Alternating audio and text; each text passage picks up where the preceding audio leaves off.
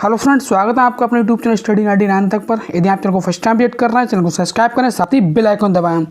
चलिए फ्रेंड्स, आज लेके आप लोग के लिए हम बीए सेकंड सेमेस्टर हमारा चल रहा है, जैसा कि आप लोग को पता है। और क्या चल रहा है, हमारा गृह विज्ञान चल रहा है। क्या चल रहा है? गृह विज्ञान। इसका हम चैप्टर 1, 2 और आज हमारा चैप्टर 3 का सेकंड पार्ट है। कैसा सेकंड पार्ट है? पार्ट 1 इसका हो चुका है। चलिए बिना किसी देरी के वीडियो को स्टार्ट करते हैं। बहुत ही मोस्ट इंपोर्टेंट क्वेश्चन है।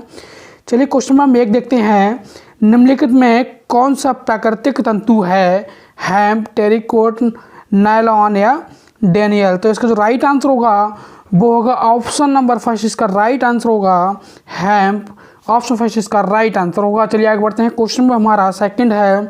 प्राकृतिक रेशों को कितने मुख्य भागों में बांटा गया है? 4, 3, 1 या 6?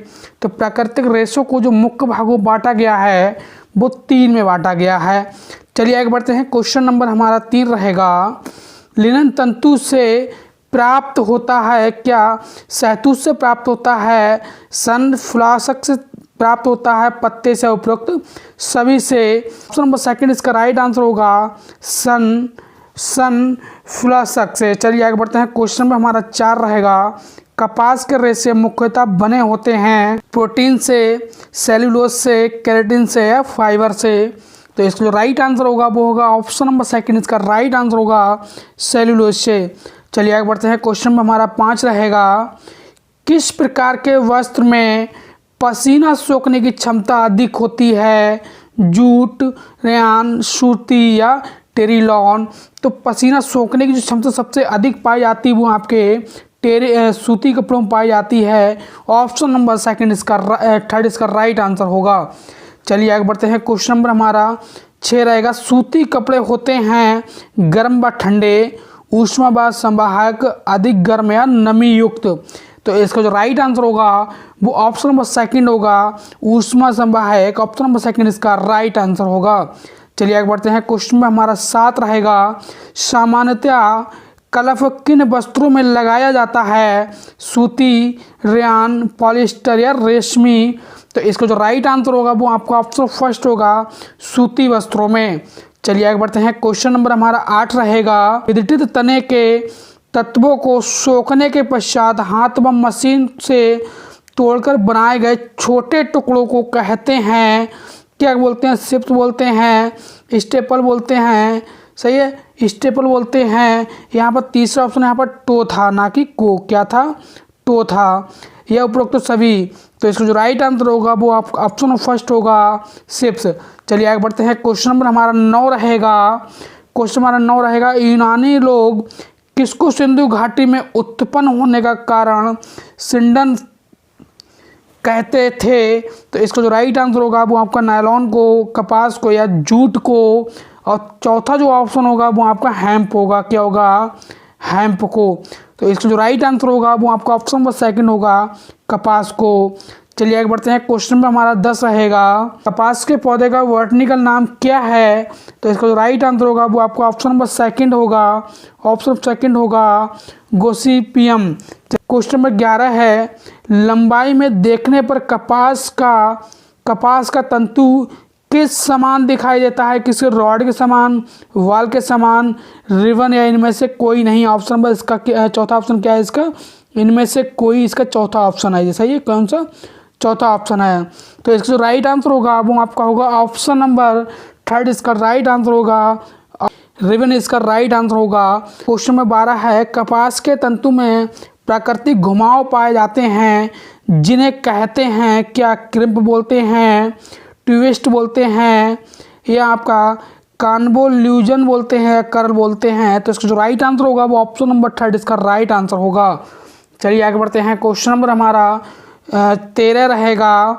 क्वेश्चन नंबर 13 है। एक लघु तंतु है क्या? कपास एक लघु तंतु है, लिनन लघु तंतु है, उपरोक्त दोनों इनमें से कोई नहीं?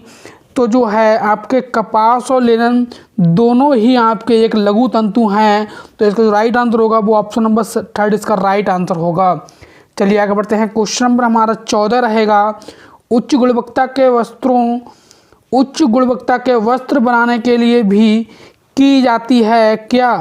क्या की जाती है आपकी, कॉम्बिंग की जाती है, कार्डिंग की जाती है, रोविंग की जाती है, शिपनिंग की जाती है। तो इसका जो राइट आंसर होगा वो ऑप्शन फर्स्ट इसका आपका होगा, ऑप्शन फर्स्ट इसका सही उत्तर होगा।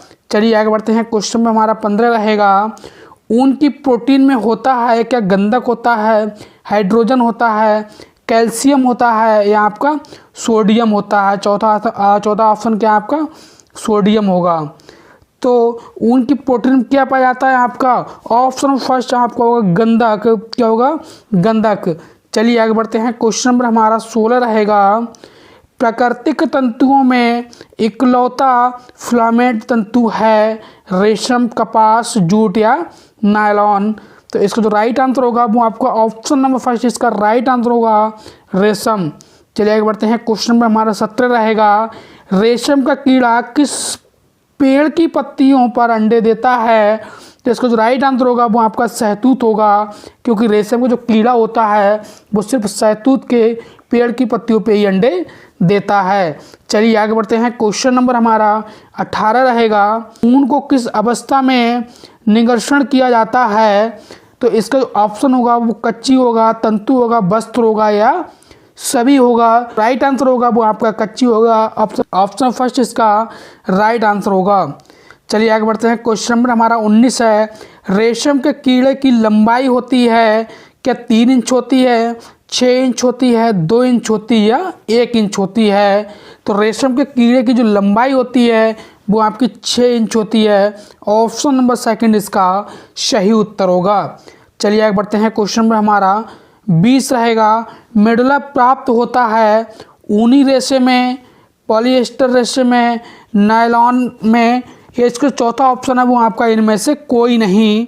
तो इसका जो राइट आंसर होगा वो ऑप्शन फर्स्ट होगा ऊनी रेशे में, ऑप्शन फर्स्ट इसका सही उत्तर होगा। चलिए आगे बढ़ते हैं। क्वेश्चन में हमारा 21 रहेगा, मेरिनो ऊन है तृतीय श्रेणी की ऊन है, प्रथम श्रेणी की ऊन है, चतुर्थ श्रेणी की ऊन है या इनमें से कोई नहीं। तो मेरिनो जो ऊन है वो आपकी प्रथम श्रेणी की ऊन है, ऑप्शन नंबर सेकंड इसका सही उत्तर होगा।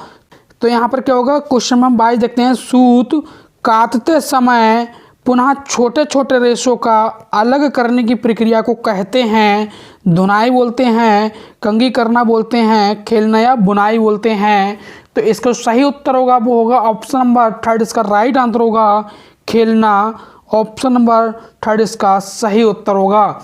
चलिए आगे बढ़ते हैं। क्वेश्चन में हमारा 22 रहेगा, कौन सा बीज वाला रेशा है। तो इसको सही उत्तर होगा वो आपका ऑप्शन नंबर थर्ड इसका राइट आंसर होगा कपास।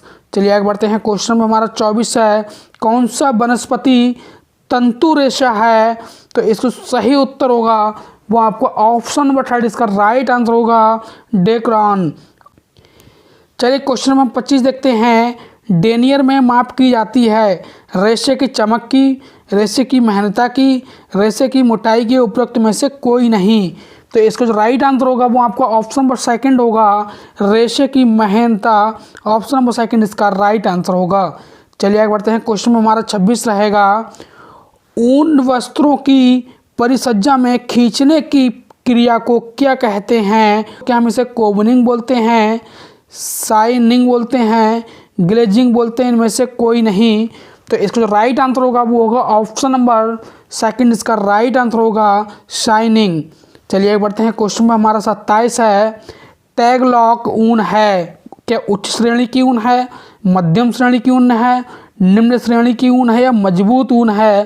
तो इसका जो राइट आंसर होगा वो आपका ऑप्शन नंबर थर्ड होगा निम्न श्रेणी की ऊन। चलिए आगे बढ़ते हैं। क्वेश्चन नंबर हमारा 28 रहेगा, क्वेश्चन में हमारा 28 है, इसके चलने से बुनाई प्रक्रिया होती है।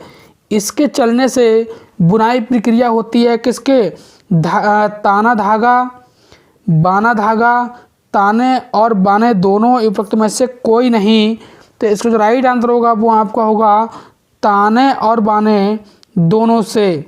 चलिए आगे बढ़ते हैं। क्वेश्चन नंबर हमारा 29 रहेगा, क्वेश्चन नंबर हमारा 29 रहेगा, बिना बुने वस्त्र हैं फेल्ट, गुत्थी चोटी, बुनाई या निटिंग।